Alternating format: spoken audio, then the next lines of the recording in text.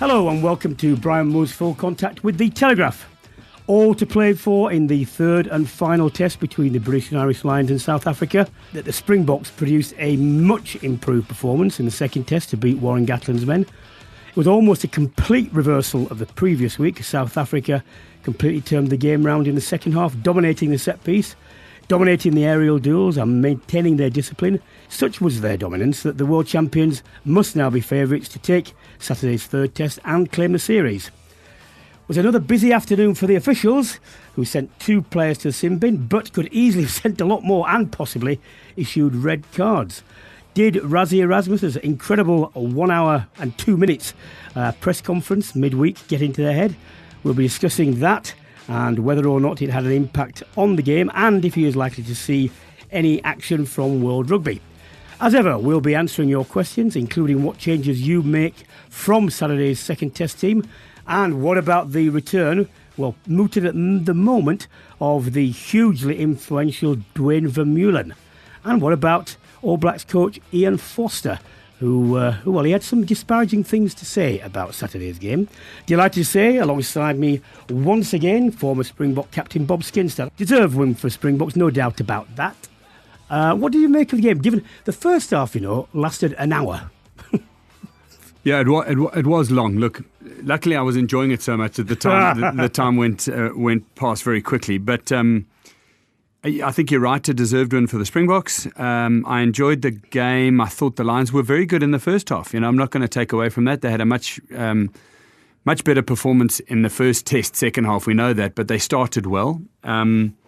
And if I was going to look at how the game ended, I really felt that South Africa almost mirrored what the Lions had done. It was almost a complete mirror. That's right. Anyway. They were getting. If you had to pick out one element for the Boks that it was the biggest improvement and the most influential improvement from the first test, what do you think it would be? One element, look, it's a collective, but one element is that the bigger players stood up.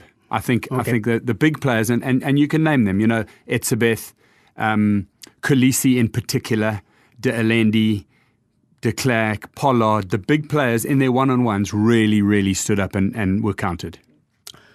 Were you disappointed about the Lions' performance? I mean, you've talked about the first half. What about the second half? I think that it was a combination of the Lions being disappointing. I think a bit tired as well. But I also felt that South Africa, they had the chokehold, they had the squeeze on, and it just almost looked like whatever the Lions tried turned to knout. They 2 or 3 times they had the ball they were going for, then their own knock-on. Or South Africa held up a maul and then kept the scrum. Or South Africa nicked a line-out in the second half. I felt South Africa shored up the line-out, which was a problem for them in the first half. And you know how difficult it is if you can't get your own ball at set piece. And then the scrum. And off that, they got the driving maul going. Exactly. All their momentum came from solid sort of first phase and set piece dominance. I don't know if Gatland and his team purposely did this, but I felt that the Springboks forced the Lions to play the game that the Springboks wanted and weren't as good as. For me, the way in which I think the Lions should have approached the first, second and third test hasn't changed. I said it before the first test. I said it even with the win. I said it for the second. It's absolutely paramount for the third. If they do not find a way to not confuse, but to make the South African block defence have to guess where the point of contact is going to be. So we're inside or outside, deep balls missed across. They are not going to get very far in those collisions, and they didn't. Yeah, you've got to, if against this defence, it's a physical, in-your-face rush defence. If you don't keep them guessing, they're going to dominate you. You know what it's like. If someone can rush you to make you flick a quicker pass, which is a worse pass, every single time you got the ball, you need to have done something before. Either, like you said, a pass behind the back, maybe a double skip, maybe a grubber through, something like that. They used aerial kicks or tried to pass fast. There was not much more use than that. We'll get on to Rassie Erasmus shortly, but what did you make of the officiating, principally in the first half, but all round? Look, I felt that the referee was strict and in control of the game. He had a very good stern chat with with both captains. I think about 4 or 5 minutes in, there was a bit of argy-bargy, maybe a bit more, maybe about 10 minutes in. And he said, listen, guys, we've people are taking the law into their own hands with this push shove. I'm very happy to send more people off. We don't need to do it like that. And I think both captains listened and tried to then play within the laws. I felt that, we had a yellow card, which could easily have been a red. We know that. To be honest, though, Cheslin Colby running back wasn't able to get into the air because he was running around bigger. I think there was a mitigating circumstance which they spoke about on the field. They made their decision. I'm not sure I would have made exactly the same decision, but therein lies the rub. The most important thing about their officiating is that they were deliberate and they were slow and they tried to get to the right result. I know a lot of people were frustrated that it made the game drag out longer, but I think the right result was achieved at the end of the day. Look, that Van der Merwe trip, that was a card. The de Klerk shoulder hit on Murray. Vunipolas shoulder hit on Etzebeth. Itoje on Dale Endy's throat. This alleged biting incident for which, actually, you can see someone has Sinckler around the head on the floor. Look, there were lots going on. Were you surprised there was only one sighting? I was, actually. I saw 3 or 4 incidents from the South African perspective, and I saw 3 or 4 incidents from the Lions perspective. Yep. I'm quite glad that the coaching staff have... Look, biting for me is abhorrent. I got bitten in a varsity match. A touring varsity came over at Stellenbosch, and I've had this thing against it. So I'm not a great judge. I don't like that involved in the game at all. So it's similar to gouging, isn't it? Oh, absolutely. It's an unnatural, punching. It shouldn't happen, but we understand that. But those two are a bit. Two people punching, I can get it. You're not going to get 2 people gouging or 2 people biting themselves. I mean, for me, that's abhorrent. However, I think both management teams and both coaches actually said, let's put our big boy pants on here. We don't want to get into a citing war for 3 days. So the one incident that has been cited is a biting incident. I think the rest have been left aside, and I'm glad about that. Well, this all came about. The South Africans said it was Gatland's fault. He started it. To me, Gatland made the very justified point that the TMO should not have been put in that position because he's South African. Because this is what he's like. Conflicts of interest do not require any overt act to go wrong for people to make remarks and things to stick. Because people, whatever decisions were made, someone would always say, well, you did that because you're South African, or you did that because you're South African and you were so desperate to prove that you weren't biased that you went the other way. And so the truth is probably, almost certainly, he just made a decision. But these things are always capable of being twisted because you shouldn't put people in that position. It's unfair for him.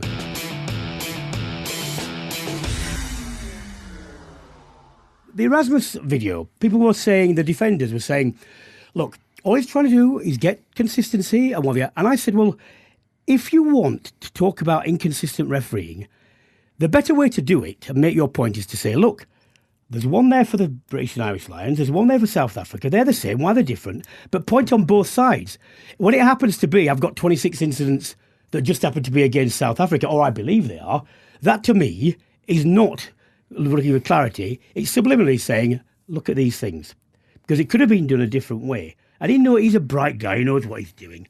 And I hope Warren Gatland doesn't come out middle of this week and saying all these things went against the Lions. But given that World Rugby hasn't said anything, he would feel perfectly within his rights to. But we don't want that. And that's why I said about Rassie. I don't care whether Rassie Erasmus had loads of really good points. There are official channels to do this.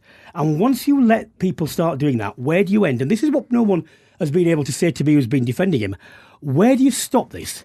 Because it's been conclusively proven on many, many studies that 2 people can look at footage of an incident and honestly come to completely, genuinely contradictory opinions. Yeah, I'm sure that's true. So depending on where what prejudices or what your background is or whatever, and this is the same in every top game that's contentious, that's played under intense conditions, that's played on the edge. I can say this, you can say that, which is definitely in my favour, definitely your favour. And there'll be a raft of ones in the middle where you'll say, no, it's that, and I'll say, no, it's not. No, it's not that. And we'll both be saying, absolutely, genuinely, that's what I see. So if you go down this route, you only... my point is this, what good does it do? What help is it? Well, I think contextually, what good does it do for Rassie's cause? It puts a seed of doubt in the referee's mind. Look, and I feel exactly the same as Rassie does, and probably exactly the same as you do for every team that you've ever played, that the ref is always an extra 5% for the opposition. You know what I mean? You've got that sort of... So if he managed to tweak it a little bit and get some sway towards South Africa, then it's justified. Because it's a war. That's what these guys do for a living. Gats with their stuff the week before. He didn't take the steps that Rassie did, but he instigated that melee, that war of words, which Rassie had to react to. Now he's changed the way that South Africa were, I suppose, appreciated as a team in 2 or 3 days. And I'm not saying that this is the kind of thing you want to do each week. What I will say is that he does that analysis every week. It's never public, but he does that analysis every week. And so does Gats. And so does Gats' team. And so would have teams you played for, teams that I played for as well. And if you watch the video, Rassie actually, I think he makes 27 points. He makes 26 out of 27 good points. And they just all happen to be in South Africa's favour. Of course, exactly. So if Gats put his video together, and he had 26, if you have two of these, I mean, well, it stopped with the Test match on the weekend. But for me, the first Test, the Lions got the rub of the decisions. Yep. Second Test, they didn't. But that's Test rugby. I don't think that's anything to do, or it shouldn't be anything to do with pressure put one way or another. This is the way it goes. And the point is this for me. Even if de Klerk had gone to the bin, even if the Lions had been given a try, even if there'd been a potential red card, look, in the end, South Africa were the better team. Now you can't say, oh well, with any certainty, if they'd been down to 14 men, we would have scored X, Y, Z. You might have done, you might not. But in the end, the overall feel that I got from the second Test was the Lions were nowhere near. Nowhere near. In the first Test... But Rassie didn't know that in the week. No, he didn't. But this is why you shouldn't allow these things, because these things just wash out. I know from the reaction I got, even on Twitter, that in South Africa, the vast majority of people are saying, good on you, Rassie, this needed saying. What I didn't understand was the people making racial comments, racial discrimination comments about Siya Kolisi, and saying, well, you mean the referee is prejudiced against your black players, but not against the Lions' black players. Don't understand that, really. But, I mean, look, he's gone down well in South Africa, his stance, isn't it? Rassie's or Siya's? Yeah, Rassie's. Look, I think the video was made to, a sort of a rugby Norse type podcast chat. He was the guy asking the questions, and that where the video was made. I think he did make some good points. I don't think that people want to sit through that kind of analysis week in and week out, and you make a good point. What I will say is that I think the officiating was better. I think the officiating was crisper, and I think although the game took longer, I think the right results were reached at the end of that game. If Rassie was responsible for 5% of that, then fantastic. I think Gats has influenced referees and World Rugby over the years, and Rassie would like to, and long may it continue. I don't think we need to absolutely pick apart what happened in the past. It's now 1-1, and we've got a final test. Do you think World Rugby will take any action? Well, about what?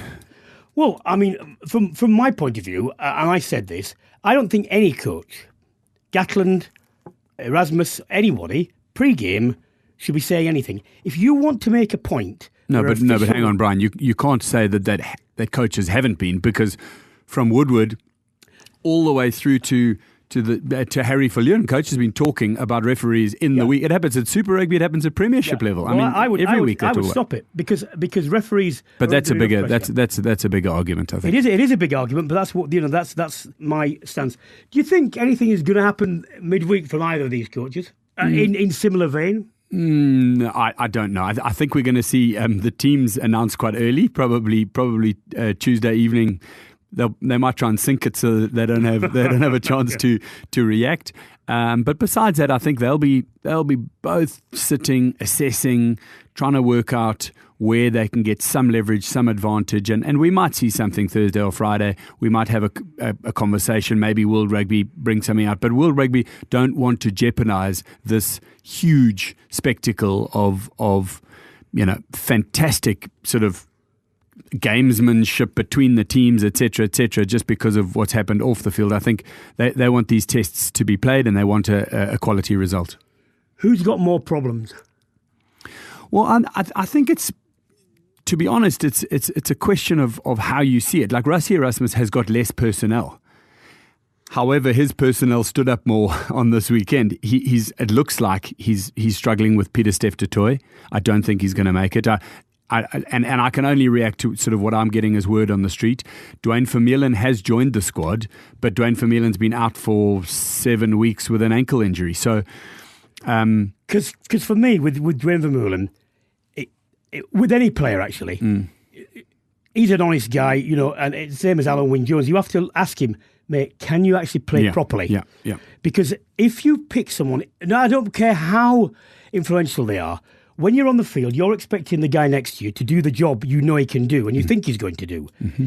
If he's 85% and whatever and down, that's not good enough because he won't be where you think he should be. Yeah. He won't be doing what you think he should be doing. So it's a really important, for me, if he can do that, even if it's for half an hour, and I would play him if he is fit to play early, because you never know, he might drag himself to 40 or 50, which would be a huge bonus, rather than bringing him on later. But he has to be in that sort of shape, doesn't he?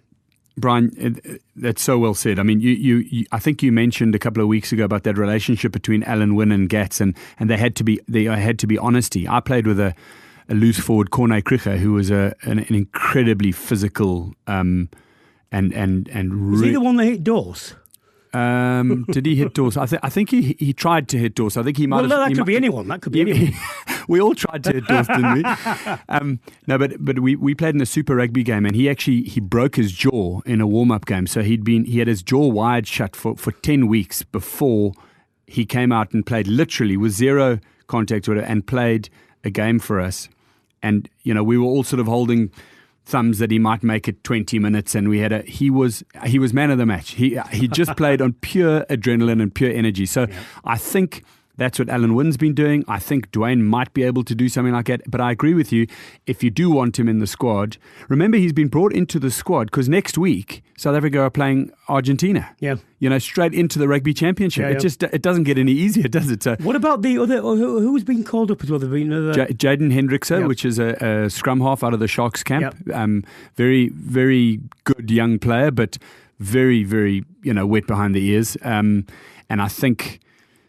I was very pleased for Yankees. He played very well in his 20 minutes or so after Faf had to go off. So I'd be very comfortable with him starting. I think you get less with him than you do with Faf with the kicking game, but he's more snipey and he might make a. But Hendricks has been probably the star performer in the domestic competition. But that's my point. The Lions have got players oozing quality in the squad already. They haven't all been part of the mix because of selection, but. Let's just say you turned around and you said to Lewis Rees-Zammit, come and play a test match. Would he be out of his depth? Not a chance. The next player for South Africa would probably be slightly out of his depth because we don't have 4 countries to pick from in this. Let's talk about the Lions then. There's no reason for South Africa, and they won't, change what they're doing because that's what they're good at. And we've seen when they do it properly, not only is it very effective, you might not like it as a form of play, but it not only produces results for you. What people don't understand is when, and we've partially touched on this, players who don't normally make mistakes suddenly make mistakes. That's because they're being rushed. That's because they don't have room. That's because they don't have time. Pressure. Or they're looking for things. And that's what the South African game does to you. Yeah. It doesn't have to be that they score tries. They force you into doing things you don't necessarily want to do or do normally. So they won't change. But the Lions, I come back to this. For me, there are several things. at least on the bench, I can't see the point in having Owen Farrell come on for Dan Biggar. It's the same sort of thing. Smith, if Russell was there or Smith, at least you've got some different options. The Lions centre partnership has just not worked. And you know what? Over the years, it's been a centre partnership which has cracked open defences. Yes. We saw it with O'Driscoll in the early days. We've seen how when Tuolangi's played, played and played well, when O'Driscoll was dropped, it was still the centres who made the break. Yep. And I think, even Jerry Guskett dropping the goal in 97, like there has been so much done by the centres, whereas they've been very quiet this tour. I would go, look, I don't think at this stage there's a centre partnership that's either being tried or, might play for the first time, which you can say is going to give you more than that Bundyaki and Henshaw, because whatever they do or don't do, it's known. So, and they're solid or whatever, and you can augment that outside with runners and decoy runners. But to me, to take another chance on another pairing, seems to me when you've got a pairing which has got, I don't know how many caps, 30 odd times together. Yeah. It makes no sense to me to do that. I think they're going to have to go with that. I think Harris was a good sort of chance at selection. He played very well in the midweek games, but he didn't have test match level centres against him. So, and he's big and he's strong and he could get over the advantage line. Nor he played in the same combinations, exactly, with the same fly halves and the same back three and all these things. I mean, Dan Biggar, I was astonished when I was told this, but he only made 3 passes. That's extraordinary. I didn't know that. Well, I didn't know it was possible, but he made 3 passes. Wow. And he's got a great passing game. He's absolutely right. Yeah. He must have played what he felt was in front of him, or what he felt was per the instructions. But if you said that to me just as a stat before the game, I would say, unless your kicking game is absolutely spot on and your aerial game is, to play like that against South Africa, you're not going to win, because that's what they do. Well, that's what they're hoping you do. That's what the Ireland team that peaked in 2018, beat the All Blacks. That was as far as they could go with that precision game under Schmidt.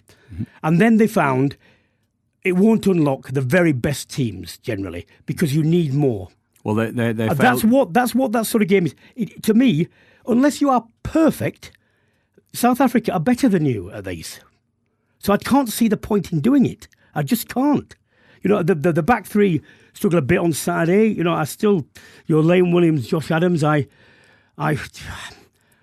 you think, remember there were 7 changes that Gats made on the last tour to open it up, I think, or Australian game. Yep. He's quite capable of doing that. Do you think he might do as many as that? I think he might do. Because he's got, to me, and again, I come back to this, Conor Murray has got very great strengths, but I'm not sure those are the ones that are likely to unlock South Africa. I think Price, with his sniping, is more likely to unsettle them.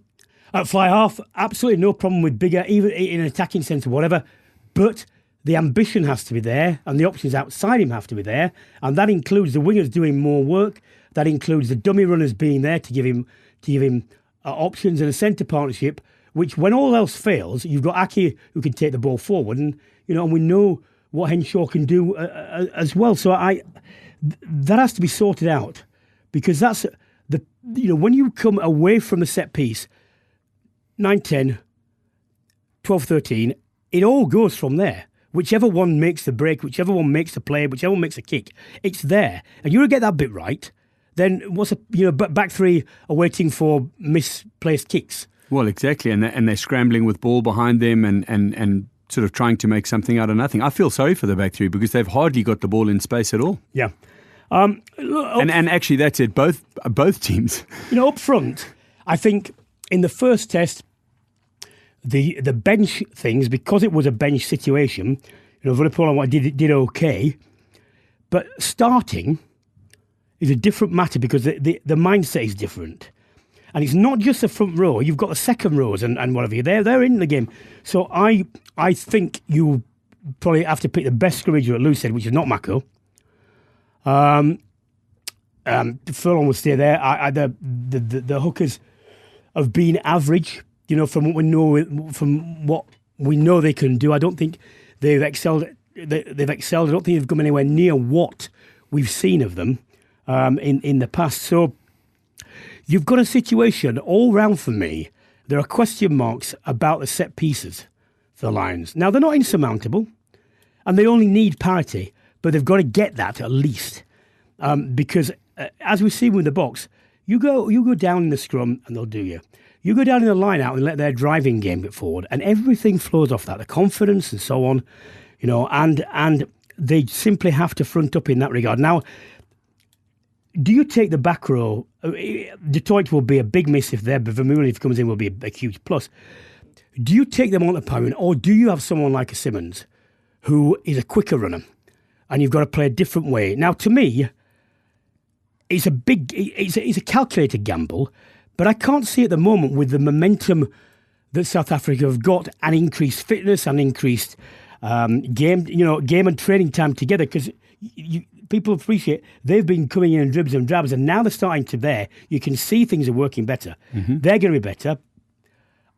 I have grave doubts about whether the Lions can play that sort of game again and win. And to me, if you're going to go down, you might as well go down on different terms and do something. Go down swinging. Well, yeah, swinging. Not literally. Not literally. Although it might be required. But posing questions. Don't down because in the past few years, I've only seen New Zealand, and that was in the pool stages of the World Cup, beat South Africa, and they didn't do it by wrestling with them. They did it by the number of balls they got that they were able to move at speed and making most of them away from the contact. Yeah. I haven't seen anyone beat them, in an arm wrestle. No, you're right, you probably have got it spot on with the strategy that might work now. Will they have the guts and the wherewithal to change their tactics in 5 days? I almost think they have to. But I'm not sure how South Africa will react. Your point, if Pieter-Steph du Toit is out and Dwayne Vermeulen's fit, then put Dwayne Vermeulen straight in, because it's almost like for like. You can still have two loose forwards on the bench covering, and you can put Mostert, who I thought was outstanding in the game. Yeah, he was outstanding, yeah. On the blind side, if Vermeulen does 40 minutes, and after that, you've got 4 line-out options of 6'5" plus, and they really shored that back. They had a 6-man line-out and they won everything. They even won a couple of the Lions balls. Yep. So I think so. However, I think the South African mindset is, please try and spread it around. Try and spread it around, because then we've got less of the physical stuff and we can go for longer. And if you can't get outside Lecanio Am, you've got those big backs coming in and the pressure defence. Playing with that, you're going to make targets, but it's for you then to have the decoy runners and the subtlety to pull people on and say, right, I'm the target, but by the way, the ball's just gone. Yeah. Why don't we do some questions? Because these questions are going to raise points which we would have raised. One from Ben Shearer. The All Blacks head coach Ian Foster, he said, both teams are scared to play. Why are they even playing? And really, what's so serious at stake? They can't just go out and play good rugby. This tour won't be remembered for who won, but for how atrocious it's been on and off the field. Bit of stirring from the All Blacks. You go first, then I'll go. Well, I mean, look, I think Ian Foster's a fantastic coach. I've got tremendous respect for how he manages the attack all the way through his career. He's been a guy who's got big, strong, exciting backline players to play with. Right now, both these teams have got big forward packs and backline players who haven't necessarily had the ball. Let alone for 18 months of COVID, but because the forwards have been holding it.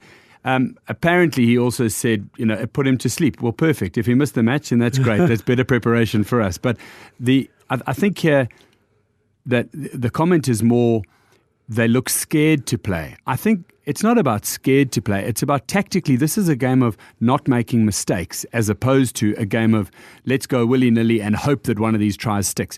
Both of these teams really ran the ball when they had penalty advantage, because they knew that then you could spread and you could see the skills. In fact, both of South Africa's tries came under penalty advantage. Beautiful little chip kicks, both of them.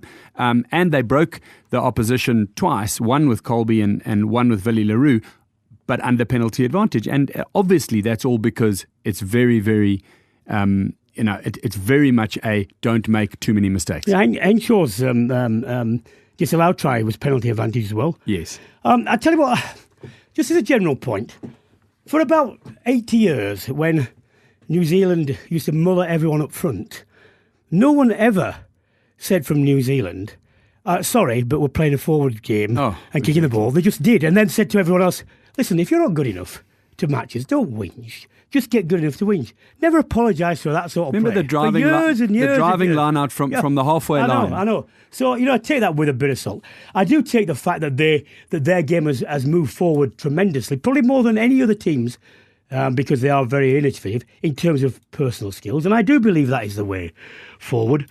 But, I just go back to this. The best way for them to win is to play that type of game. It isn't for South Africa until they get safe or until they get on the front foot. And the Lions at the moment, I don't think are doing what they need to do, which is take more chances. Yeah. So, But Brian, I will say, tongue in cheek here, there was zero complaints about the style of rugby after a good Lions win in the first week. Absolutely. Yeah, completely. Yeah. Okay, let's let Tom Studham. Lots of complaints about the quality of the Lions South Africa from an entertainment point of view. Do you think this is the opinion of the casual fan, or a reflection on Test match rugby when compared to the type of rugby played, for example, in the Premiership at the moment? Look, I have to say here that I think that the semi-final and final of the Premiership were two of the finest rugby matches I've ever watched. That is box office stuff. That's going to stop your kids going to the movies. Yep. It's going to make them go to rugby games. And, the principal architect of that for Harlequins is on this tour. Yes. So you deduct what I think about who they should be playing from that. And I think he's an outstanding player. And if you're going to roll the dice, why don't you roll them properly? The other thing is this. From January, when Quins were nowhere, and everyone was saying, well, no directive, what the hell are we going to do? They picked it up gradually through the season and played and true to that. To me, the Lions should have started with that and be a continual process throughout the midweek games. Which is what they did in 97. Yes, into this. Very different to try and do it for one test game. I think they're going to have to. But this is the difference between test match rugby. You don't have 30 games a season. Yep. No, you're right. So, whatever people say, the pressure is different. It is just a little bit quicker, just a little bit more powerful, just a little bit quicker reactions, just a little bit more talent. But in aggregate, that's a lot. Well, I mean, I often say to fans, it's like, the style of rugby, the flair, the spirit of rugby, fantastic, okay? Outstanding, I get the concept. It doesn't win tournaments, just ask France. Yep. And unfortunately, what happens here, this is a war of attrition. Yep. We will see these teams. You'll watch the Rugby Championship where you've got a home and an away game. Guys will be scoring long-range tries. The All Blacks in Australia and South Africa have scored the most magnificent tries. And Argentina of late, big, strong running backs. This is a game where people are saying, do not put a foot wrong. Yeah. It's almost like when two very good tennis players can play with the flair because they've got 15 years of fighting the pressure. When you have, lower down the ranks, you freeze up. You don't want to go for the forehand down the line just in case it's 1 centimeter out because this is your only chance against the bigger. And I really feel that that's the pressure that's created a relatively dour but intense upfront match. One from Cameron. Much has been said of the Lions not having effective practice games in the warm-up games, particularly when using different combinations. Would playing players that are incredibly familiar with each other's games help against this? Price, Russell, Farrell, Daly. Well, for start off, it depends whether they're available. But I've mentioned one such combination, which I don't think's been tried on this tour, the Aki and Henshaw one, which for the reasons I've already said, I think whatever pluses or minuses you've got is better than the experiments that have gone there. And it isn't necessarily a case for me, Cameron, the familiarity. Because I tell you what, the familiarity within a national team or within a club team is not the same as when you're in a Lions team. Because other people are doing different things as well. You're right. You need everyone. When Bob's been talking about the semi-final and the final of the Premiership, if you look at the way the Quins team in total played, it's not just the players who are making the instant plays that you see. There are all sorts of running lines and so on that people are taking because they know, they're familiar. And that doesn't necessarily happen even with the particular units that you think are familiar nationally. So it can help, but it is still different. One from Paul. Do you think a Northern Hemisphere referee will have a larger impact on the game with some of the head contact collisions rather than the way it seems to be refereed in the Southern Hemisphere? Because Mathieu Renaud is the referee for the French referee on Saturday. Look, I mean, it's a good question. I think for me, head contact, shoulder or arm to head contact is a lot worse than two guys going towards each other where your heads are the same height and it's a glancing blow. Like you often see a bleeding nose or a cheek or whatever. That person is not trying to headbutt the other person. They've gone bad tackling technique. It's bad tackling technique. Okay, so for me it's more likely to be a penalty or a yellow. I'm not sure. In all the way across Super Rugby and Premiership, anyone lifted off the ground has been an immediate yellow card. The Southern Hemisphere guys didn't give that on against Hamish Watson. So I saw Mathieu Renaud come in from the touch judge role and have quite an influence on this game on the weekend. So he's obviously very confident. He's got belief in his own ability. I think he'll run a good game. He'll prepare with the others like they all do because it's a team of adjudicators. It's not just one referee. People often forget that, because they don't hear what's coming in from the assistant referees. Oh, it's all. And it's constant. It's constant, and they have to. You need as many eyes as you can on the game. They want to. The whole idea of referees. Someone said to me, I wish the referees would just stay out of the game and not. And I said no, because this is a full contact, dangerous game, and look at the respect between the players and the referees. It's not football. I tell you the reason you can't do that is if you do that and there's a free for all, it'll be a complete mess.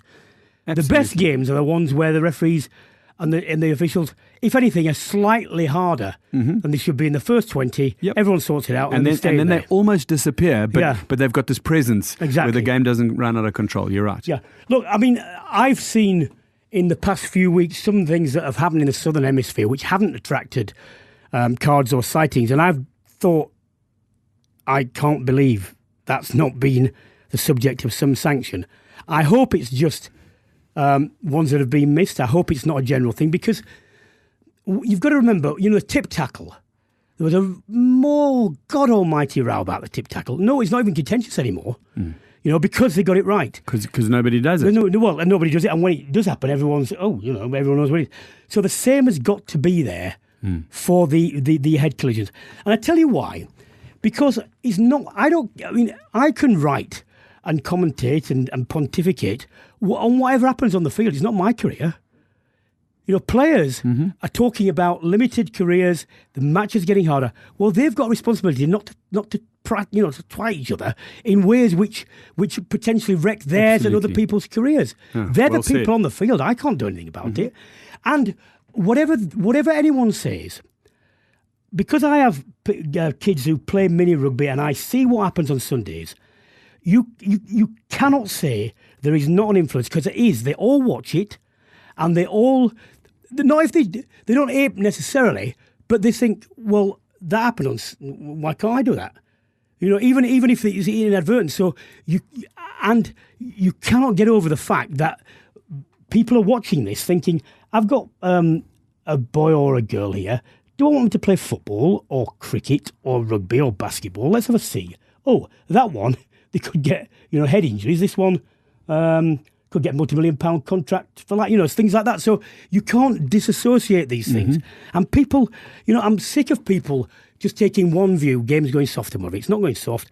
There are wider concerns here, and I just come down to this: what does it take away from the game if you don't do it this way? You can do it lots of other ways. You could still, if you want to bezel people, you can still do it very cleanly and hard, with a conventional tackle. You don't need to do this. Yeah, absolutely right. I think as long as they maintain the control of the game and the players are policing their own, physicality, and it doesn't take away from the physical contest, you're 100% right. And I think it should be a good example to young kids that there are boundaries and you don't cross them. Time for the predictions. Sorry, I know what you're going to say. Go on. No, I think South Africa, if everything goes according to plan, should have enough. I think the game will be closer to the first test. I don't think South Africa will run away with it. The Lions have got too much at stake, too much pride, too much effort, too much time and energy has gone into this tour to just fall away. I don't think they'll flake away. I am going to make a prediction of South Africa by 6 because I think that we might see a slightly different team. And it is really hard to put a test match team together in 5 or 6 days. My head very strongly now says that South Africa are not huge favourites, but they are appreciably favourites for me. The Lions' chance to take the series, I think, was the first 2 games. Third test on a tour, as you probably know, is difficult. And people are going to call me out on this and say you're talking nonsense, but I'm not. The reason is this. On the first 2 tests, you don't think about packing or where you're going to go home or who's going to meet you at the airport. And I tell you what, before a third test, you've got to face all these things. You've got 20% more admin in your life. Yes. You're right. And there's nothing, there is a big difference between actively having to forget something and not having to consider it at all in the first place. So true. And so you've got this, and your wife will be, are you going to be there with kids? Don't blink, but they have to call you because you've got to deal with it. And so all these things are there, and you're trying not to deal with it, and you do say to yourself, "No, forget about that." But it's not a 1 foot in the plane. No, it's other people's admin exactly that needs to be dealt with. You're and right. So you've got that, and you'll put it out of your mind, but it's been there, and it's just the third test is historically proven on all sorts of touring teams to be really difficult to win, and off the back of the way it went in there, and off the back of there still being selection problems in the sense that don't really know, to me, exactly what the combinations are that you'd like in very vital areas. I think South Africa are appreciable favourites. I don't want this to happen, obviously. I'm a British Lion 2 times. I want the Lions to win. If I was putting money on it, I wouldn't be far off what you're going to say, a converted score, either way. The good thing is this, though, and I think you probably agree, it is not any result, win, lose or draw for either team, is not beyond possibility. So we've at least got that there. That's so true. I think it's all still to play for. I promise you, one misstep, like you said, maybe a yellow card or a red card will affect it. I hope not. Maybe it's an individual performance. Maybe someone... Well, I tell you, it'd be much better if it was, wouldn't it? Exactly. Maybe somebody comes in and does an intercept and a 50-metre dash and scores a try, and suddenly South Africa are 11-0 down at halftime as opposed to a 6-3, etc. And then they're chasing the game and the Lions can squeeze them out. I think all possibilities are still on the table.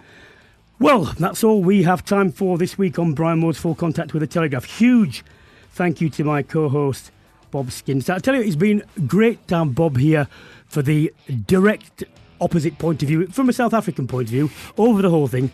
We'll be back with Bob next week to review everything. If you've enjoyed this episode, why not register and check out some of our previous episodes? And if you're looking for some further insight into what it's like to prepare for a Lions test match against the Boks, check out our mini-series, Brian's Lions, and I sat down with those who've been there, done that, what it's like to win, what it's like to lose on a Lions tour down the years. The likes of Sir Ian McGeechan, Simon Shaw, Alex Corbisiero, and as well as the Springbok captain John Schmidt, about what it's like to face the Lions. Just a reminder, please check out our short documentary, the former Lions and Scotland player Doddy Weir.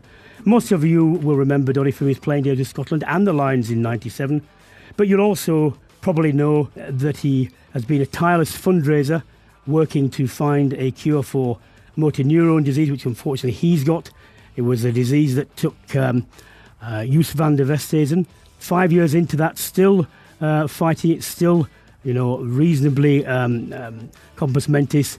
Wish him all the best. There's a short link to the documentary which you can watch on YouTube. It's in the show notes below. I'll be back next week alongside Bob. Well, one of us will be crowing and the other one won't. It's as simple as that. Bye.